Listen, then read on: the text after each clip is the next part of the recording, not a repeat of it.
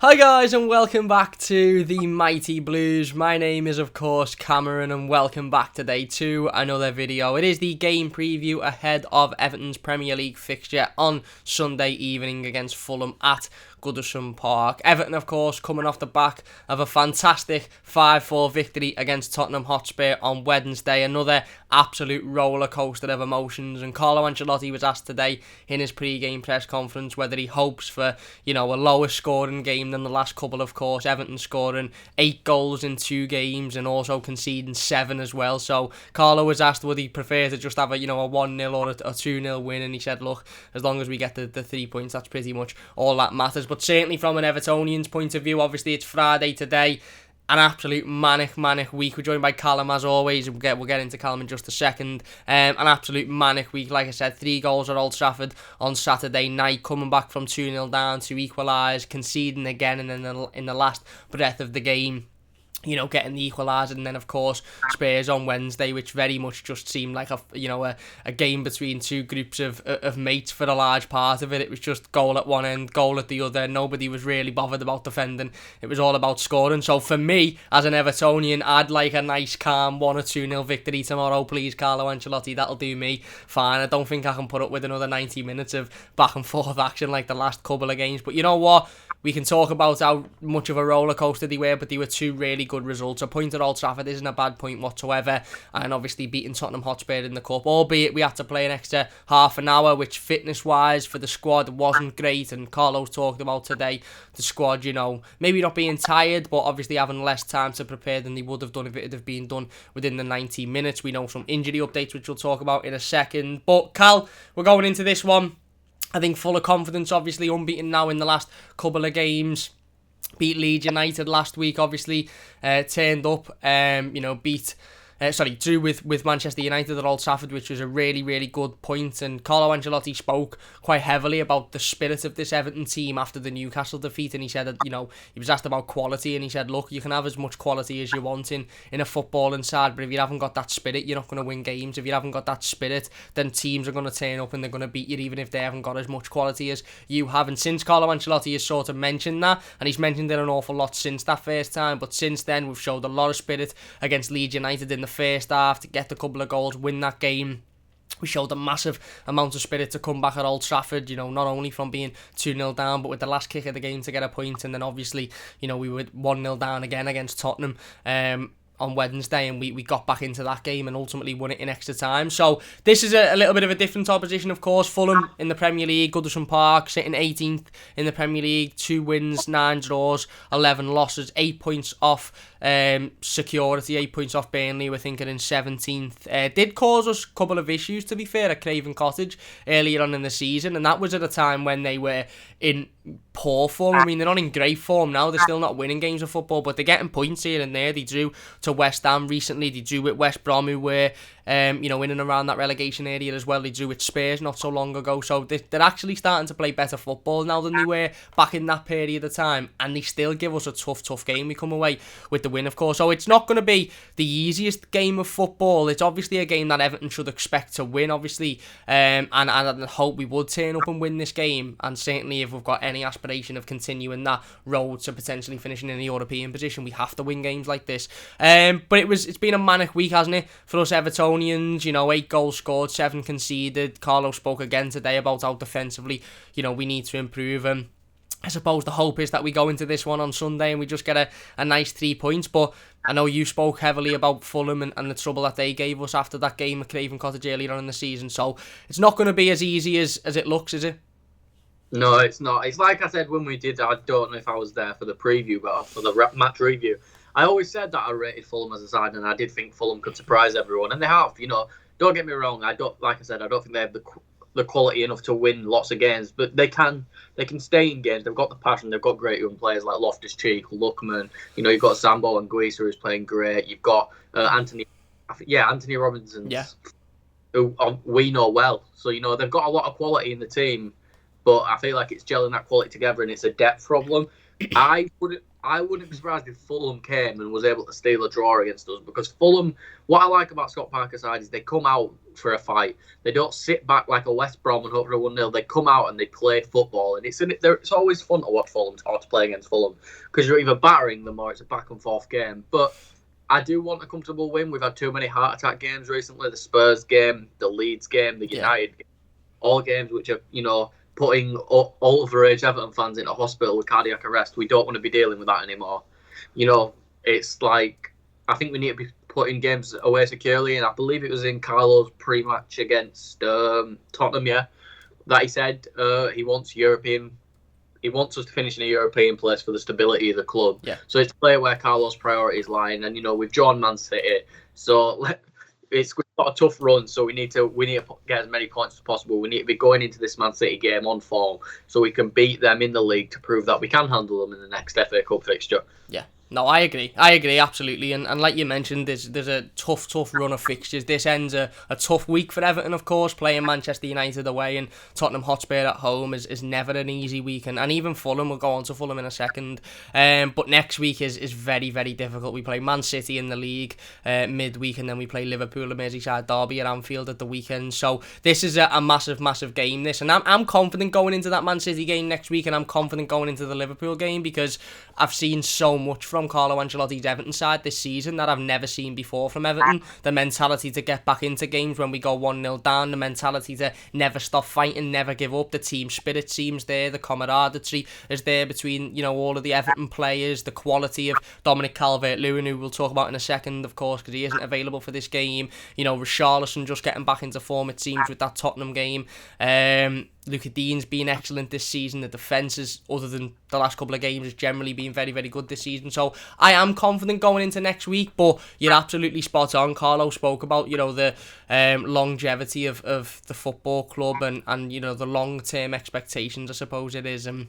And the bigger picture, if you like, and that bigger picture is finishing in a European position is probably better than winning a trophy. For me, I want Everton to win a trophy. I need Everton to win a trophy because we've been so starved of success. But that's because I'm a fan, and that's what football is about, winning trophies. And I understand those fans. And we spoke to Tom yesterday, and I spoke to Kevin Campbell a couple of days ago, and he said, look, if you finish fourth, you don't win anything. You just finish fourth, and okay, you get in the Champions League, but let's be realistic. Are we going to win the Champions League next year? No, we're not. So effectively, we're just finishing fourth. And Tom said yesterday, what would you rather have? Okay, it'll be great to go and watch Everton against Bayern Munich in the group stage, but when you're 20 years old, in 20 years time, are you going to sit down with your kid and say, oh yeah, I remember Everton winning the Champions League, we played Bayern Munich, and your kids say, well, what happened? And you say, well, we finished bottom of the group and we went out. Obviously there's no guarantee that'd happen, but that could happen when you compare that to winning a trophy. But you're right, you're spot on. This is a really, really important game, and definitely one that we should be looking at winning. Carlo did have his pre-game press conference today. He confirmed that Dominic Calvert-Lewin and Jordan Pickford will both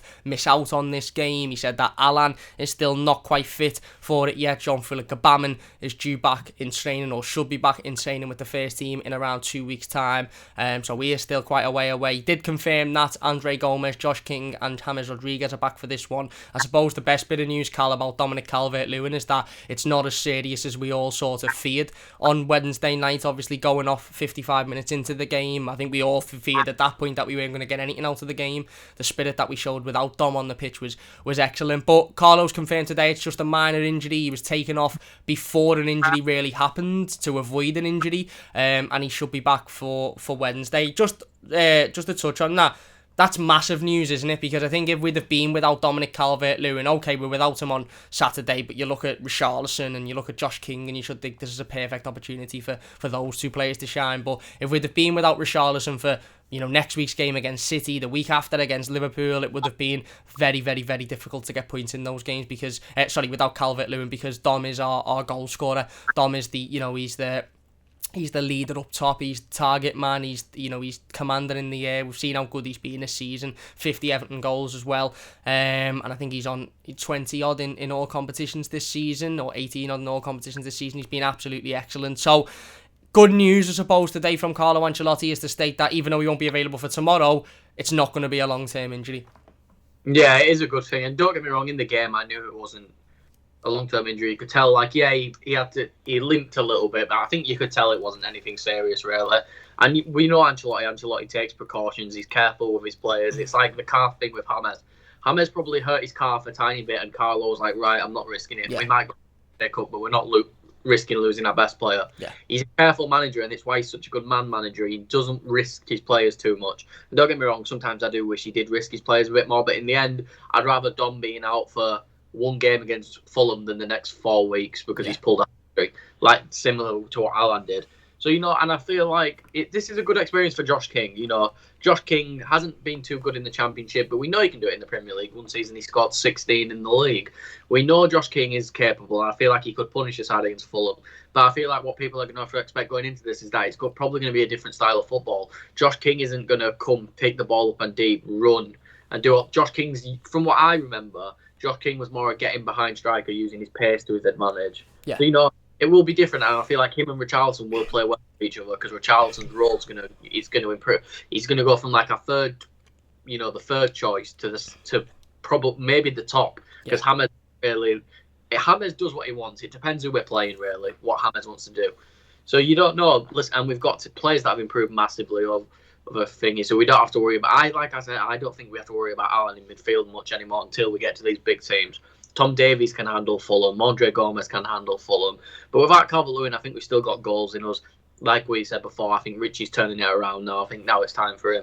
I think Josh King's got goals in him. We all know that. And, James has got goals in him too. Look at James always seems to pop up with a goal when we need it. So I don't think we have to worry too much. And it's best to just rest Calvert-Lewin to avoid an injury, especially with this tough run of fixtures coming up soon. Yeah, no, I agree, absolutely, mate. You're absolutely spot on, and I think we can take as a fan base a lot of motivation from Richarlison's performance against Tottenham Hotspur, because not only did he score 2 absolutely fantastic goals and he seemed back to his best in the Richie that we all know and love, but I don't know if you noticed, but during that game he did sort of default back to that central forward position. I mean, his first goal, he's completely alongside Dominic Calvert-Lewin, and Dom actually flicks the ball onto Richarlison, who's making that run through the centre, and the second goal, he's given that freedom to play up front when Dom goes off, and Tom put this to me yesterday, and he said, look, I think I think Richarlison wants to play up front. I think he prefers to play up front. He doesn't prefer to play on the left-hand side as much. And this is a big opportunity for Richarlison. Now, we'll talk about Richie and Josh King when we talk about our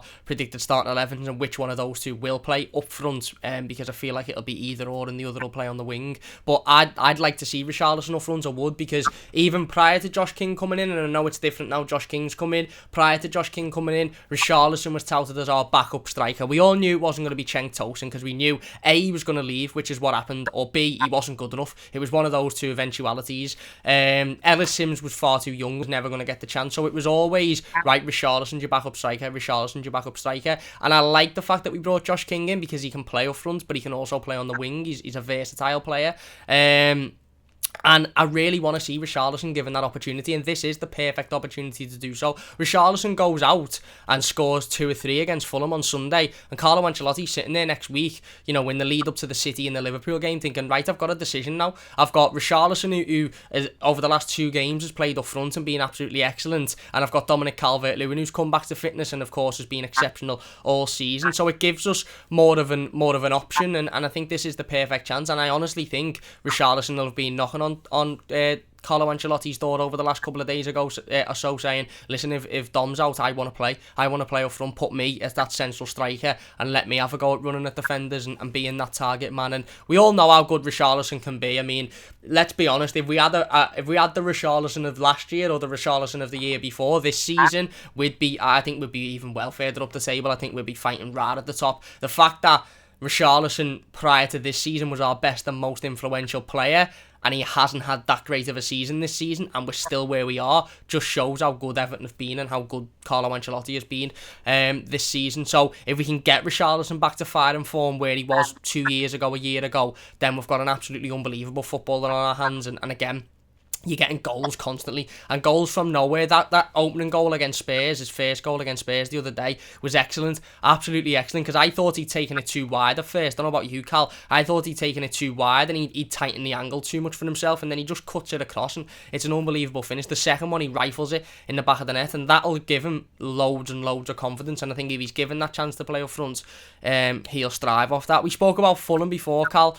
Obviously caused us issues away from home. I remember was scoring within 20 seconds of the game, 30 seconds of the game. Luca Dean putting a ball across. Oh, sorry, it was Richarlison who'd just come back from suspension, put a ball across, didn't he? And Dom finished it. And then from that point on, Fulham just seemed to come at us, and we seemed to, struggle a little bit. And I agree with what you said before, mate, about Fulham. They play some nice football and a decent football inside. I don't think they've got the quality to go and beat teams, and I don't think they've got that cutting edge quality in the final third. But if Fulham, for me, could add a top striker, a Premier League proven goal scoring striker, and maybe another player in midfield and another defender to tighten it up at the back, Premier League proven, they'd be a team that would stay in the Premier League because they play good football. Scott Parker's got them playing how they know, and ultimately Fulham will be looking at this Everton team and this game on Sunday and thinking, yeah, okay, they're very good, and they've come off they're on good form, and they've been getting good results recently, but they've just come off the back of a tough fixture against Tottenham where they've played at extra time. So Fulham have had not only more rest anyway, because I don't think they played in the FA Cup, we've also played an extra half an hour than what we expected to play on the day. So they'll be coming in fitter, I assume, than Everton. Carlo said it today. He said, look, we don't think there's any fitness issues, but of course we're naturally more tired than we would have liked to have been. Obviously we're coming in without Dom, which we'll talk about in a second a bit more, and Jordan Pickford's still out. But the likes of Ademola Lookman, who we know all so well, Bobby Dick Reed, who had a really good game against us last time, Ruben Loftus-Cheek, who I think come off the bench at Craven Cottage and just absolutely bossed that midfield. Everton are going to have to be on form tomorrow, on Sunday, sorry. It's not going to be a walkover. It's not going to be one of those games where you think, yeah, well these aren't great. I mean, 2 wins this season isn't great, but the draws that they're getting recently, they haven't been losing many a games. They lost to Leicester, who were a very good side, but drew with West Ham, who were again at the top end of the league, drew with West Brom, drew with Spurs. They, like you said before, mate, they seem to be getting points, and Everton, I think, are going to have to be a level above on Sunday. And if we play like we did against Manchester United in the first half, again, we could be in trouble, because Fulham could capitalise on that, and Fulham will play nice football and will play around us.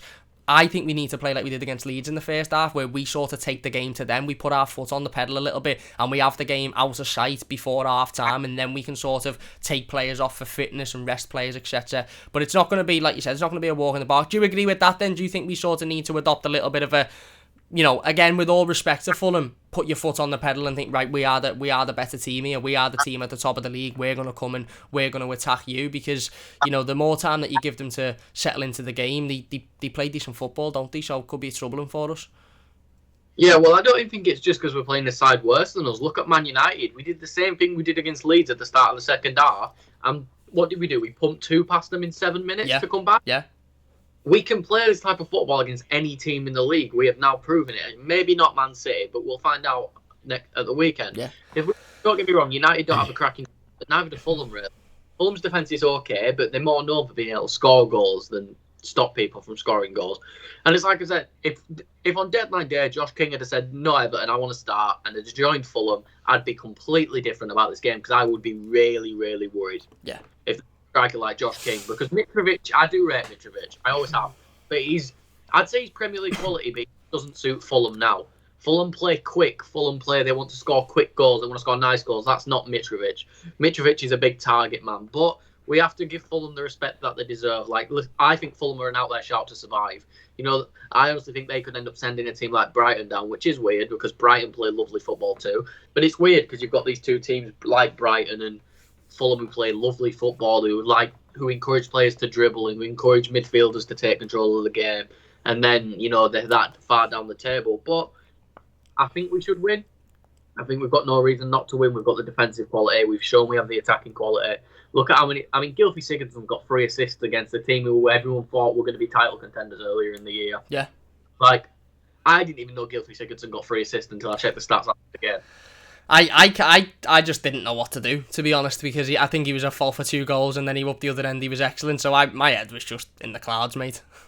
Yeah, so was my mate. I had no clue what to say. I was sat there trying to write my player ratings for Sigurdsson, and I was like, you helped us win the game, but you almost helped us lose the game. And I was sat there in turmoil. But listen, I feel like we can handle this. I feel like one player we have to keep an eye on is Loftus-Cheek. Yeah. Because I think he's still personally, I still think he's good enough for Chelsea. Yeah. He's such a good player, and I'd love him at Everton if Andre Gomez falls off a cliff again or something like that. But it's going to be a tough game. But I do think we get the 3 points. I think we're able to score goals and create. And one thing I am really excited for is the midfield, because if he plays what I think he's going to play, and I can't see why he wouldn't after the way some of these players have performed, but I'm excited for a nice midfield battle against Fulham, because Fulham may be down in the relegation zone, but Fulham have got a good Premier League quality midfield, so it will be exciting to watch. Yeah, no, definitely, and like you said, the likes of Loftus-Cheek, he come on in the reverse fixture at Craven Cottage earlier on in the season, and he changed the game for them. He added that little bit of physicality, he added that little bit of energy, and okay, at that point, again, we were still struggling from injuries and stuff. Now we've got a lot more confidence in that midfield. Tom Davies has been absolutely excellent recently. Decore's been fantastic. Gomez, who of course missed the Tottenham game, but he's been very good. Sigurdsson, who again, I think as much as I think he was at fault for a couple of goals on Wednesday, you've got to give him the praise, because ultimately his job is going forward, and he created 3 goals. The chip for Bernard is just absolutely exceptional. He scored the penalty, which is again kept us cool in a tough area. But no, you're right. And I think if you look at the reverse fixture, we had a lot of quality going forward, and we hit Fulham, and we done exactly what we thought we'd do prior to the game. But there were periods in the game where we just completely slowed it down a little bit. We allowed Fulham to gain that confidence, and they got at us, and they were playing some nice football around us. You mentioned Alexander Mitrovic there. I think Alexander Mitrovic is the example of a striker that notoriously Everton don't do very well against. I think if he does start, he's going to be a player that we have to look at, and we seriously have to, mindfully think about how to defend, because you look at big target men when they play against Everton don't usually do well. Look at Callum Wilson 3 weeks ago, big target man, come up against Everton, didn't really have an awful lot of chances, but the 2 he had, he buried, and he absolutely had us on toast all day. And Alexander Mitrovic, I think it was when he was at Newcastle as well, maybe it's just Newcastle players, but Alexander Mitrovic had done very, very similar against Everton a couple of years ago,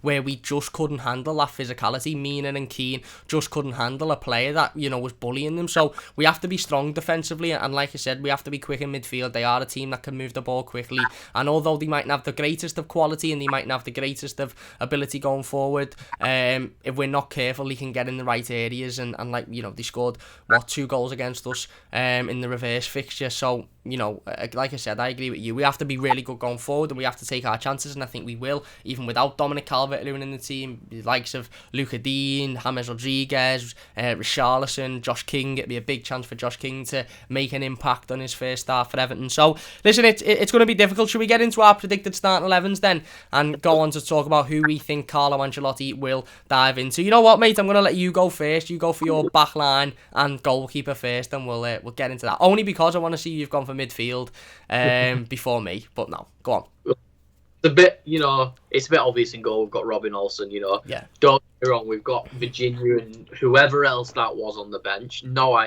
don't get me wrong, I do keep up with Everton's youth teams every now and again, but I have no clue who that is. He come in from Arsenal, I think, young Portuguese keeper. I think he might have played once in the first team, but not Virginia. I know Virginia because he was crap. Oh, okay. The other one, Harry Tyler.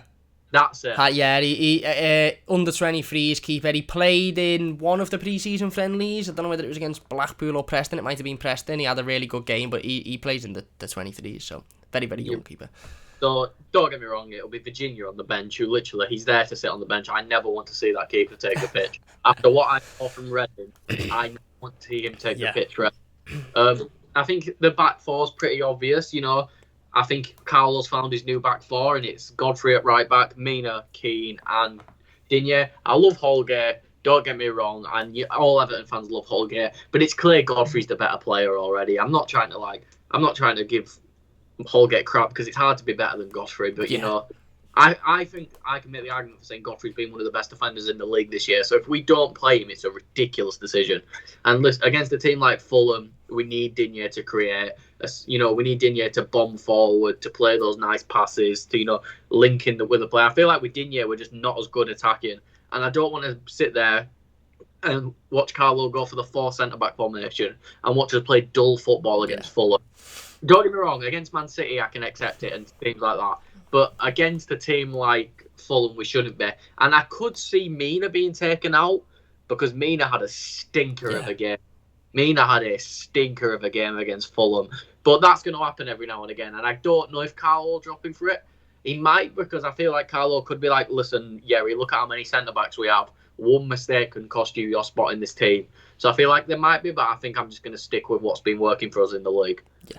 No, I agree. And you mentioned a really, really good point there about the low block back four. It's been really, really... Everton this season have just been weird, haven't they? You know, we started the season with a back four that I think we all expected. You know, Luca Dean at left back, Seamus Coleman at right back, Yerry Mina and Michael Keane at centre back. We went 7 games unbeaten in all competitions. We come into the Merseyside derby. We have a couple of injuries. We have a couple of suspensions. Luca Dean gets an injury, and all of a sudden we see a different style of back 4 or 5. We went to a back 5 for a couple of games. I think we played the back 5 against Fulham away from home with Alex Iwobi playing right wing back, if I remember rightly. That didn't really work because the 3 centre backs just didn't really understand what they were doing. Then we moved to Ben Godfrey at left back and Mason at right back, the 4 centre backs across the back line against Chelsea, and that was exceptional. But again, it was, you know, defending, and then hitting teams on the counter attack. Again, it was, we were absolutely fantastic in those games, but we were under the cosh for large parts of them. Now we've changed back, you know, in recent weeks to sort of Ben Godfrey.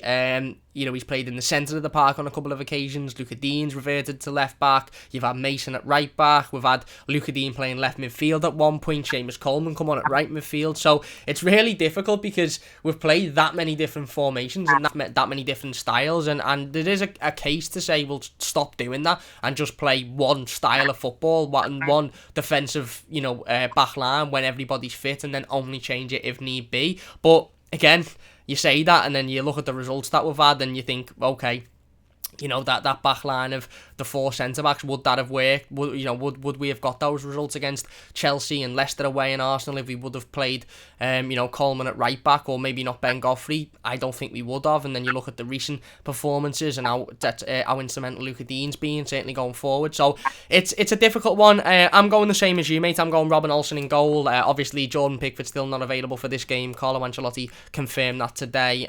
Robin, I thought, considering he conceded 4 goals the other day, I don't think he was awful. He should command his box an awful lot more for a goalkeeper of his height, but I don't know whether that's particularly his fault or more the defensive tactics that we employ, which is practically the defenders are right on his toes. And I think that those tactics maybe don't do him the best of favours, but ultimately he kept us in the game in the first half. At 1-0 down, and even at 0-0, he made 3 or 4 massive saves that, if he wouldn't have made, Tottenham could have ran away with the game, and who knows what the score would have been. So Robin Olsen in goal, like I said, considering he conceded 4, I think he had a solid enough game on Wednesday. Back line, I've gone with the same as you, mate. Ben Godfrey at right back, Yerry Mina and Michael Keane at centre back, and Luca Dean at left back. Harsh on Mason. Obviously, Mason come on to shore that defensive line up on Wednesday night and done okay. You know, didn't have an awful lot to do. Or was it against Man United? Did he come on? One of those 2 games.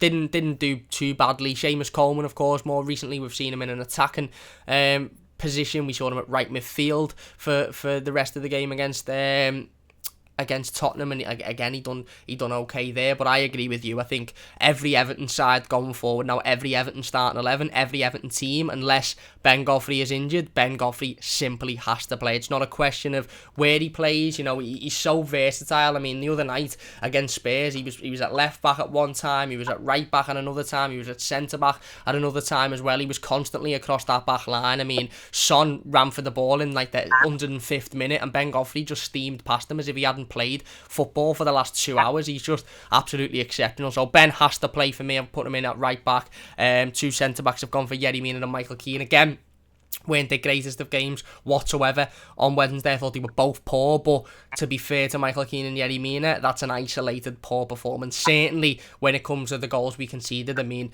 90% of the goals we conceded were balls into the box, and that isn't always the case, because usually we're very, very good at defending balls into the box. Usually Yerry Mina is absolutely exceptional. I mean, you only have to go back to the Leeds game, and Yerry Mina, I think, beat the record, certainly, had the most headed clearances and Everton players had for about 2 or 3 years in the league. So Yerry Mina, I think he will keep us trusting him. I get what you're saying, and he might do that. He might say, look, you made a couple of mistakes, so Ben's going back in at centre back and you're coming out. But I just think he'll look at it and he'll go, okay, we'll treat that as an isolated performance, because both Mina and Keane have been not only exceptional this season but exceptional recently. And then I've gone with Luca Dean at left back. Again, been very, very good recently, certainly going forward, balls into the box, obviously put that ball into the box for Dominic Calvert-Lewin's equaliser against Manchester United, close to signing a new contract according to Carlo Ancelotti as well. So that's fantastic news, and I think that's the most likely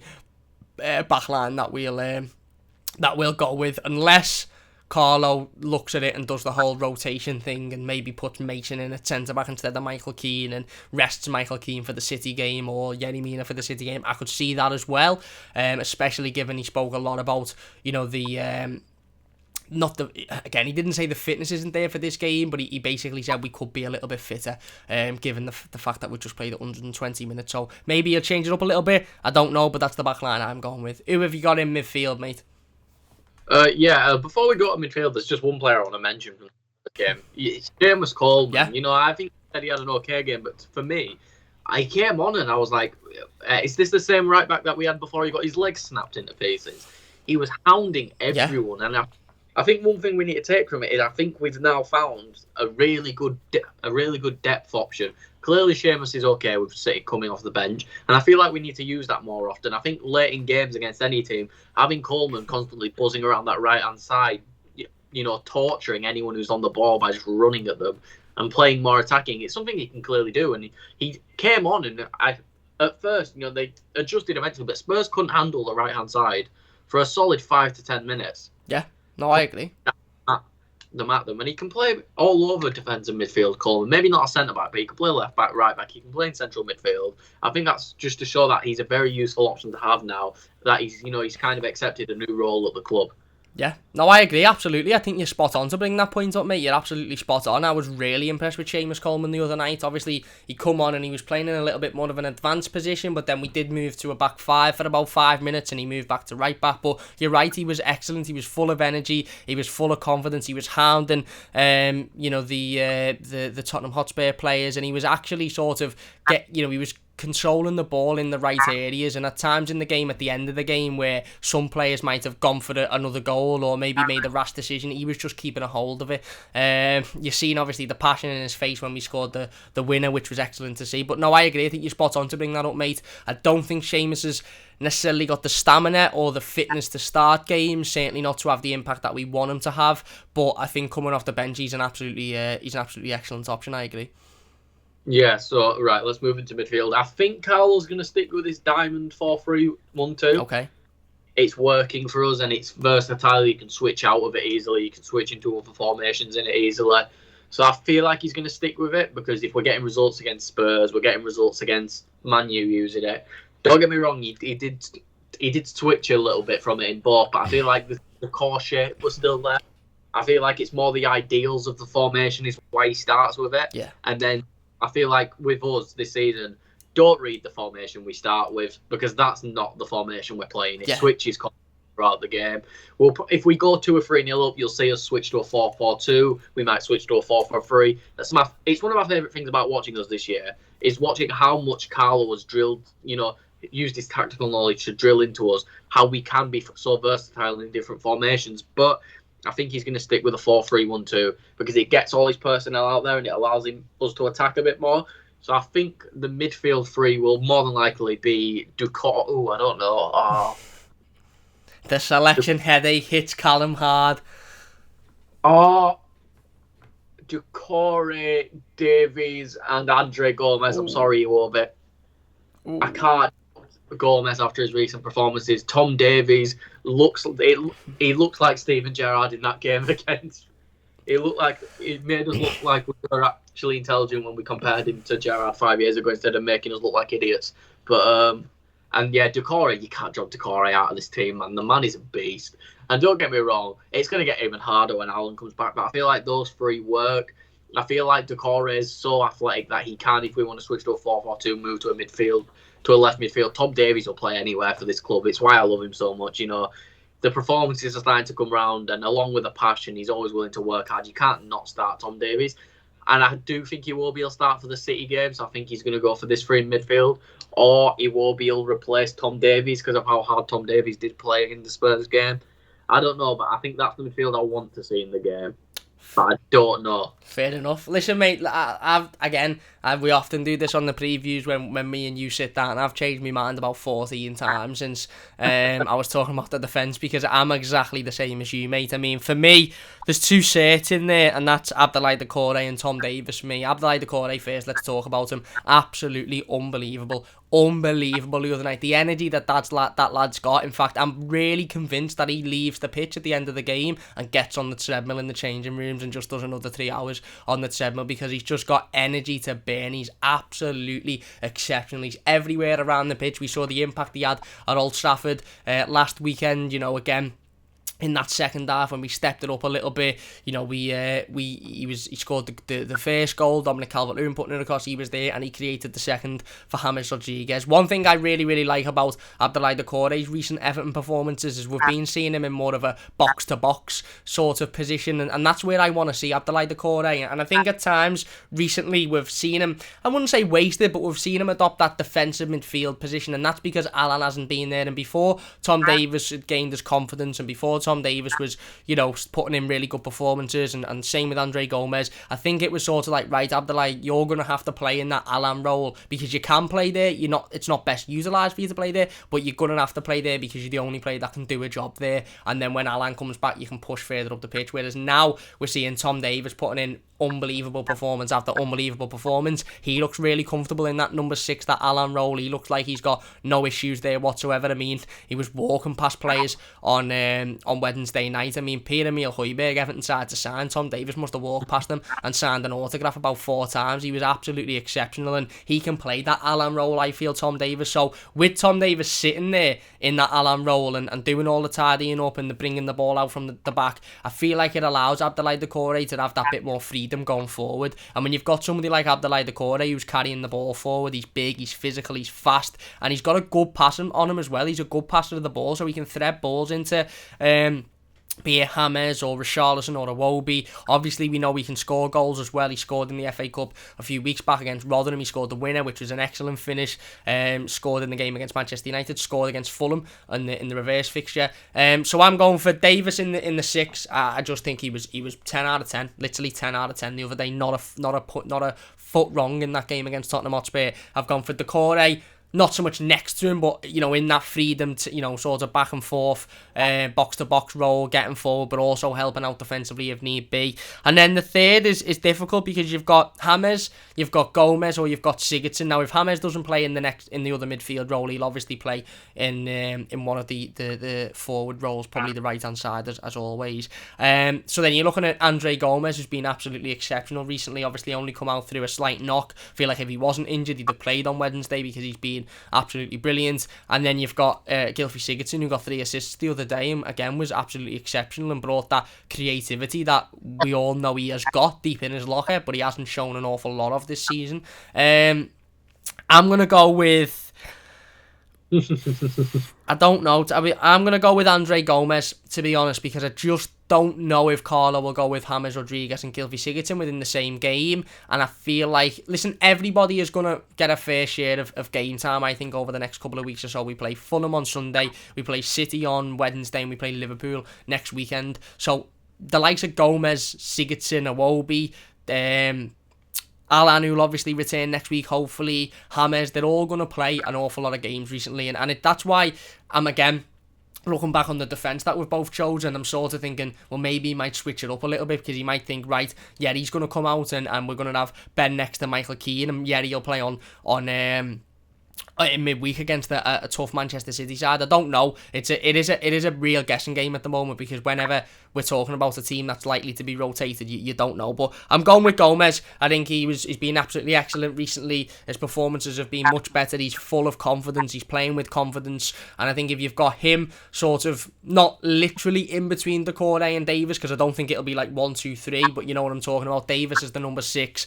Doucouré is sort of like the box-to-box number 8. And then, you know, Gomez next to him, you know, making everything, creating everything. For them too, I think that could work. So that's my midfield 3, mate. They're the 3 I'm going for as well. Yeah, I feel like with Carlo, he loves to have the technicians in his team. Yes. I think one thing I've noticed is he always likes to have 2 of them.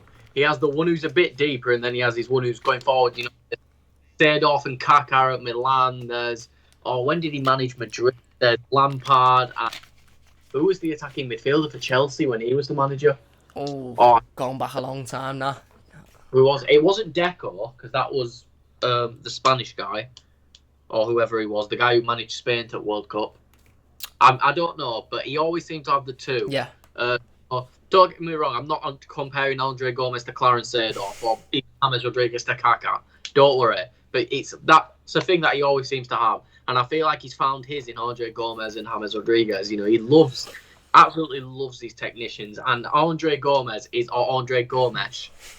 a technician. I've been raving about him since the start of this season, and I feel like a genius now because I am right. I have proven it. I kept saying on these previews, give him a chance. They'll prove everyone wrong. Give him a chance.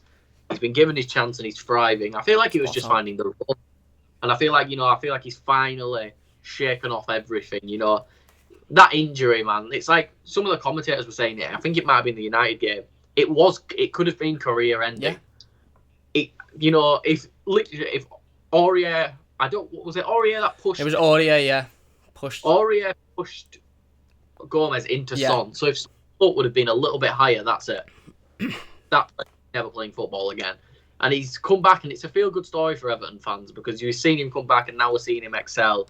You know, if James can't get the ball, Gomez is getting it and spreading out wide to Digne, and then when all these fantastic goals that we scored recently, if you look at a lot of them involve Gomez. Yeah. And that's the thing we have to look at. But obviously, this is where I'm transitioning in to the master technician, the magician, James Rodriguez. He can't not be in the team if he's fit. There's just something about when James Rodriguez plays football that it still feels like a spectacle, even though we signed him months ago. Yeah. It still feels unreal. It's like a spectacle to watch. It's like paying to go to watch the cinema or something, you know. You're getting pure quality in James Rodriguez against a team like Fulham. If we get the James, you know, that we know we can get, then it's going to be a demolition because I think we're better than we are when we last played Fulham. Yeah. Don't get me wrong, we went on the nice run at the start of the season, but in reality, we are better now than we were at the start of the season, in my opinion. Yeah. You know, people might go, well, you were top of the league. We beat West Brom, Brighton, Palace. You know, don't get me wrong, we beat Spurs, we drew with Liverpool. But we've now beat Spurs, and I now have the faith that we could go and beat Liverpool at Anfield. Yeah, absolutely. You know, at that game, I didn't have the confidence, even on that massive win streak. Yeah, absolutely. You know, I feel like now we're a much better team. We work better together. We found a way to fit James' defensive problems into the game, where we don't have to worry by getting all these midfielders to buy into just get the ball to James, because James touches the ball a lot more now, in my opinion, as well. I would like to see him dribble more. I feel like sometimes he just takes a touch and tries to get rid of it straight away. He doesn't like to... I don't know, it's weird. He doesn't drive the ball as much as I'd like, but it works for him, so he doesn't really have to. But, like I said, it's a 4-3-1-2, so James is at the 10, but he's basically a forward, because he'll drop deep and pick the ball up, but he's not going to drop deep and defend unless we're losing. Yeah. So, and then behind is the 2 strikers, Richarlison and Josh King. I think we mentioned this on the United one, because the United one was the first one I did after a while, yeah. How Josh King played better as a second striker behind Callum Wilson. You know, Callum Wilson's a pacey, make direct runs, get it in the box and score. Richarlison can do that. Yeah. Easily can do that. And that's where Josh King, you know, played good football. Don't get me wrong, Bournemouth did usually just run with Callum Wilson, but there were times where they played both of them and it worked well. I feel like Josh King can work well as a centre-forward, a second striker. He can be played off by James and by Richarlison. You know, it's an exciting thing to see, and I feel like we have to play Richarlison down the middle after that. you can't not play Richarlison down the middle. And at the same time, I feel like we have to play Josh King, because unless he wants to play Iwobi on the left, which I don't want.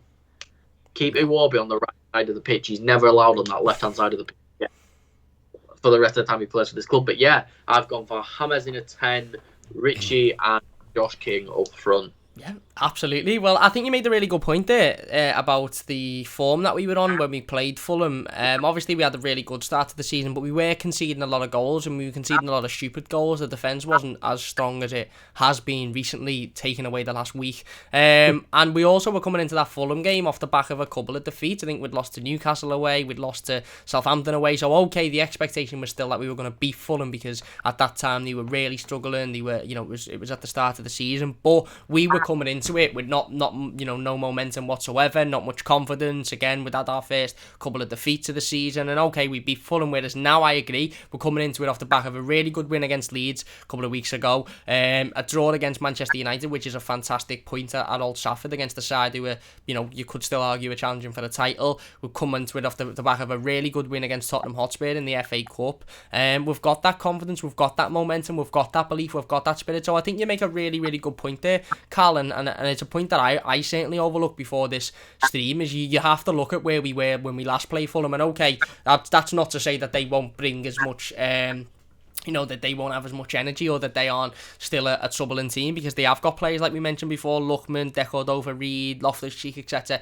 that can hurt you. But at that point when we played them last time, we were struggling with confidence. We'd lost a couple of games, we were conceding frequently. Now, even though we've conceded, 7 in the last 2 games, they've been mad games, but we're on a good run of results, and the momentum's there, and the spirit's there, and the never give up attitude's there, and that wasn't so much there at that point in the season. I agree with your front three, mate. To be honest with you, I've gone with the exact same front three. I've gone with Josh King on the left-hand side, Richarlison on through the middle, and James Rodriguez on the right-hand side. Now, obviously, James, I just echo everything that you said, mate. Absolutely unbelievable footballer. He's a magician. He's a creative genius. Every time he's got the ball at his feet, you know that there's a possibility that something can happen. He can create for one of his teammates, or he might even go himself. He scored a few goals in recent weeks now, obviously. The one against Leicester, which was an excellent finish. The one against Manchester United, which was brilliant as well. He's constantly involved in creating. And yes, okay, it's a little bit harsh on Gylfi Sigurdsson, because he was absolutely excellent the other day, but I think Carlo's point of view, and I think Carlo's conversation with Gylfi will be, well, yeah, you were brilliant, but you've just played, a long time in an FA Cup fixture, over 120 minutes, so we'll give you a rest, and we'll assess, the game against Manchester City next week, and Gylfi, I think, will look at that and go fine. So, for me, James plays, obviously, had that rest at midweek, so, picked up that injury last week. Carlo said he's absolutely fine, he's trained today, he's trained yesterday, he's completely fit to play on Sunday. So James plays, of course, all day long. I've gone for Josh King on the left-hand side. I think this would be a big opportunity for Josh King. I'd rather see him there than Iwobi, not only for the fact that I'm not a big fan of Iwobi on the left-hand side, but also for the fact that this is a brilliant chance for Josh King to break into this Everton team. Let's be perfectly honest. When Dominic Calvert-Lewin returns back to fitness, and with Richarlison, having a fantastic game last week, Josh King's got again, it's going to be very difficult for Josh King to break into this Everton team when everybody's fit, whereas now it's a fantastic opportunity. Richarlison can play up front, Josh can play on the left-hand side, and obviously Dom can have that little bit of a rest ahead of a tough week next week. Be interesting to see how Josh King does on his first full Premier League start for Everton Football Club at Goodison Park. Hopefully he can hit the ground running and get a couple of goals and build that confidence up.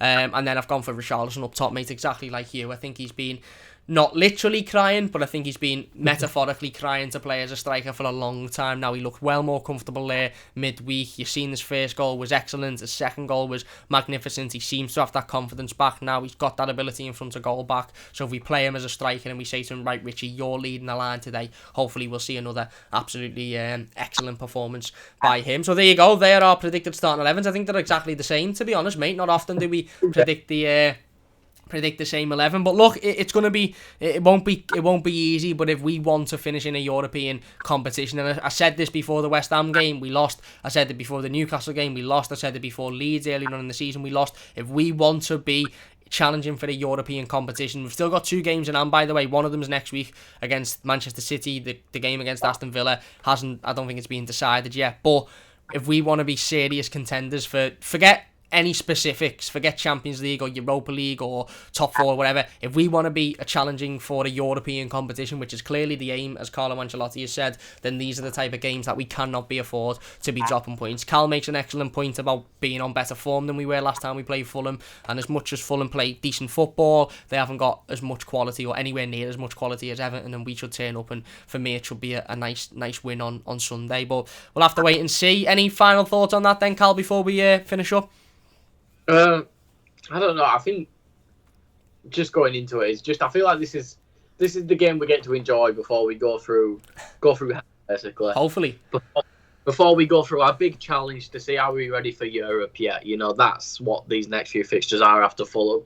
Fulham's our last, sit back, enjoy, play some nice football, and prepare for the low block that's going to come on for the next 2 weeks after this. Yeah, well, hopefully, mate, and like I said, Carlo did speak today about not sort of underestimating Fulham, and I think we've seen that at the start of the season, but no, I agree. This should be, and I say should because it never is, and I have full expectation. I'll be sitting here on Monday saying we made that hard for ourselves. Why was it difficult? Why have we won 6-5 or why have we won 10-9 or something? I expect that now with Everton, but this, hopefully we can go out and we can get a comfortable 2-0, 3-0 victory. Even if it's 2-1 or 1-0, look, I'll take it as long as we get the 3 points, and hopefully we don't do it in an absolute, you're putting the cushion over your eyes sort of football. Then we take the 3 points, and like Carl said, this is a must win for many reasons. One, because we're playing a team that we're better than, and if we want to be challenging for Europe, we have to beat the teams in the bottom three.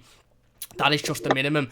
2, because we're coming up to some really difficult fixtures, and I'm not saying that those are guaranteed losses, by the way. I fancy us against City and I fancy us against Liverpool, but the reality of the situation is City have won 15 games on the bounce now, which is a record in the league, and Liverpool, although they've lost the last few at home, they're still a very strong team, and it's a Merseyside derby. So I fancy Everton with the confidence and with the momentum that we're on, but I know they're going to be very difficult games to win, and if we don't win, as long as we give it 110%, I can't really be surprised. But this one we absolutely have to win. It's a must win. It really, really is a must win, and I expect Everton to go out, and even without Dominic Calvert-Lewin, even with Alan still not ready for fitness, even with Pickford being out, I expect a 3 points on Sunday night. So anyway, massive thank you for watching. We'll finish it up there then. Cal, big thanks for joining us again, mate. Really, really do appreciate it at such short notice as well. Do you want to say anything else before we finish up?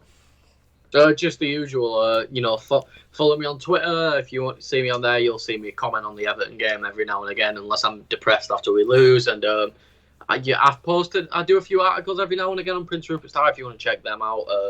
Help boost my views and boost my pay, basically. Definitely go and check Carl out. Carl's absolutely excellent. He often comes on this channel at about 10 minutes notice. I message him saying, fancy coming on the preview, mate, and he's always there to say, yeah, he's done loads of videos for us, reactions and stuff in the past as well, so definitely check Carl out. He's a top man. Go and follow him on Twitter. Go and check out the stuff on Prince Rupert Tower as well. Excellent content there. And yeah, that is it for this game preview. If you've enjoyed it, please do hit that like button. Don't forget to subscribe to the channel if you are new as well. Loads of content this week, so if you haven't checked it out, please do so. It would mean a great deal to me. Some nice easy content to watch on your Saturday afternoon and evening before Everton play on Sunday evening. If you've enjoyed this one, leave it a like. Don't forget to subscribe, where we will be back with the player ratings and the instant match reaction directly after the game as well, so don't forget to look out for those 2 videos. Massive thanks for watching. Massive thanks to Cal as always for coming on, and we'll see you soon on the Mighty Blues.